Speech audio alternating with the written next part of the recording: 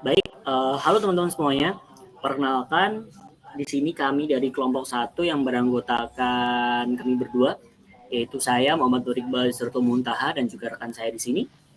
Saya adalah Muhammad Sururi. Jadi kami pada kesempatan kali ini akan sedikit membahas tentang dua metode utama dalam optimasi, yaitu pemrograman linear atau linear programming dan juga pemrograman dynamic atau dynamic programming.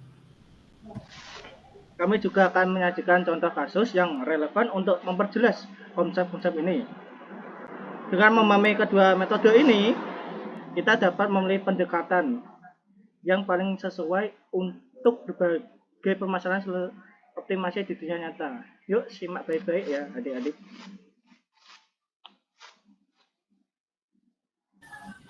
Baik, di sini saya akan memulai terlebih dahulu, mulai dari pemrograman linear.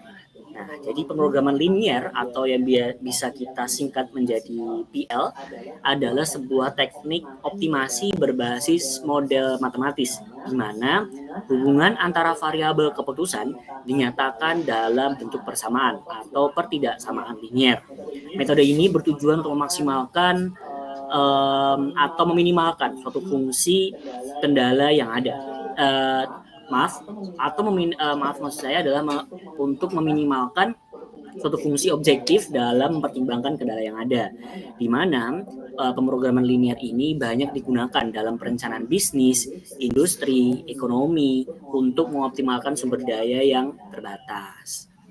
Nah, selanjutnya juga ada karakteristiknya nih. Karakteristik dari pemrograman linear itu seperti apa?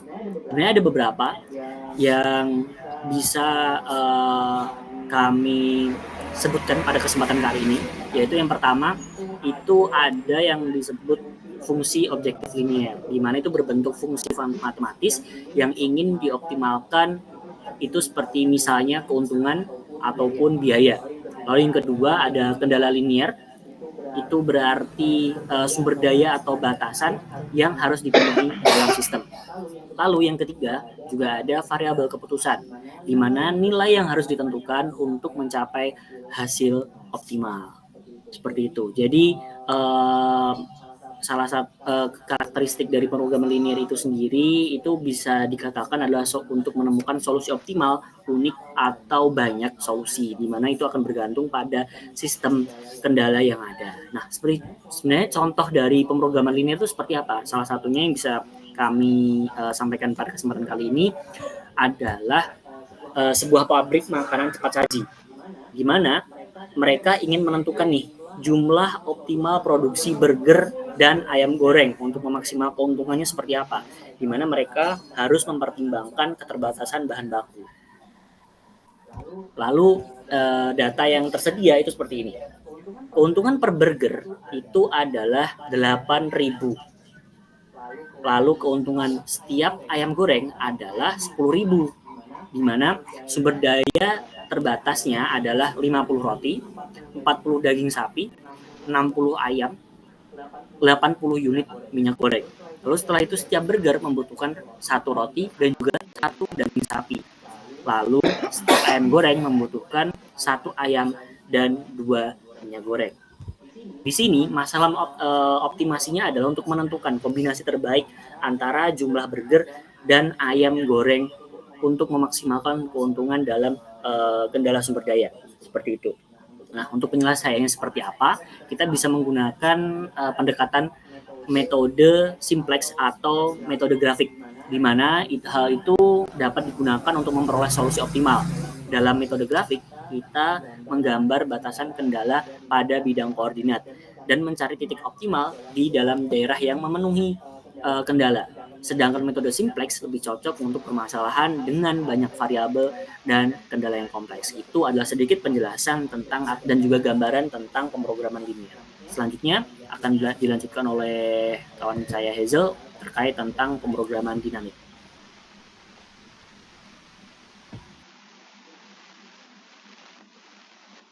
Ya, terima kasih Mas Iqbal untuk penjelasannya. Saya di sini akan menjelaskan apa itu pemrograman dinamik atau disingkat aja PD. PD itu adalah teknik optimasi yang digunakan untuk menyelesaikan masalah dengan membaginya menjadi sub masalah yang lebih kecil. Solusi dari submasalah ini disimpan dan digunakan kembali untuk menghindari perhitungan yang berulang, teman-teman. PD ini sering digunakan dalam bidang ilmu komputer, teknik optimasi jaringan, dan algoritma pencarian solusi. Dan ada beberapa karakteristik pemrograman. Yang pertama itu mencakup overlapping subproblems. Apa itu, teman-teman? Masalah utama dapat dipecah menjadi submasalah yang berulang. Yang kedua itu optimal substruktur. Solusi optimal keseluruhan dapat diperoleh dari solusi optimal. Submasalahnya seperti apa? Ketiga itu memanfaatkan rekursi dengan penyimpanan hasil perhitungan untuk efisiensi. Dan keempat itu dapat digunakan dalam permasalahan kompleks seperti 1. Perencanaan jalur terpendek, kedua manajemen proyek, dan ketiga optimasi keputusan yang bertahap. Dan saya akan memberikan contoh-contoh kasus pemrograman dinamik seperti sebuah perusahaan seperti pengiriman barang, sebut saja JNT itu ingin mencari rute tercepat dari kota A ke B atau ke E, bisa jadi dengan beberapa jalur alternatif. Yang bisa jalur tersedia itu A ke B itu ada 10 km, A ke C 15 km, dan B ke D itu 12 km, dan C ke D 10 km, dan D ke E itu mencakup 5 km saja. Dan di sini ada permasalahan optimasi, menentukan rute tercepat dengan biaya minimum.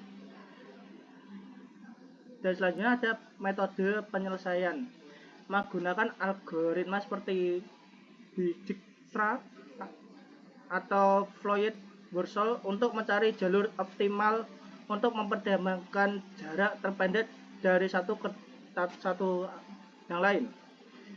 Algoritma Dijkstra itu bekerja dengan mencari jalur terpendek satu persatu dari titik awal ke titik tujuan. Sementara Floyd-Warshol mengkaji semua kemungkinan jalur sekaligus dan menjadikannya lebih efisien untuk jaringan yang lebih kompleks. Ya, itu saja penjelasan dari saya. Selanjutnya, Mas Iqbal. Baik, jadi memang itu adalah sedikit yang sudah disampaikan oleh Mas Cecil juga terkait tentang pemrograman dynamic itu seperti apa. Jadi jika kita bandingkan, terdapat beberapa perbedaan mendasar antara kedua metode tersebut, di mana untuk pemrograman linear itu berfokus pada optimasi dengan kendala yang bersifat tetap dan juga linear, seperti dalam perencanaan produksi atau alokasi sumber daya, seperti itu.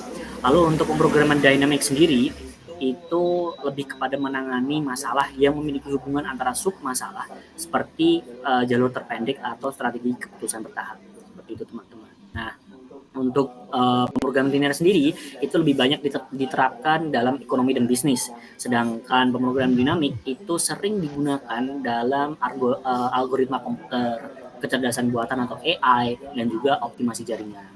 Lalu juga pemrograman linear itu bekerja dengan persamaan linear atau metode deterministik, sedangkan pemrograman dinamik itu menggunakan pendekatan rekursi dan sering kali lebih fleksibel terhadap perubahan kondisi, seperti itu.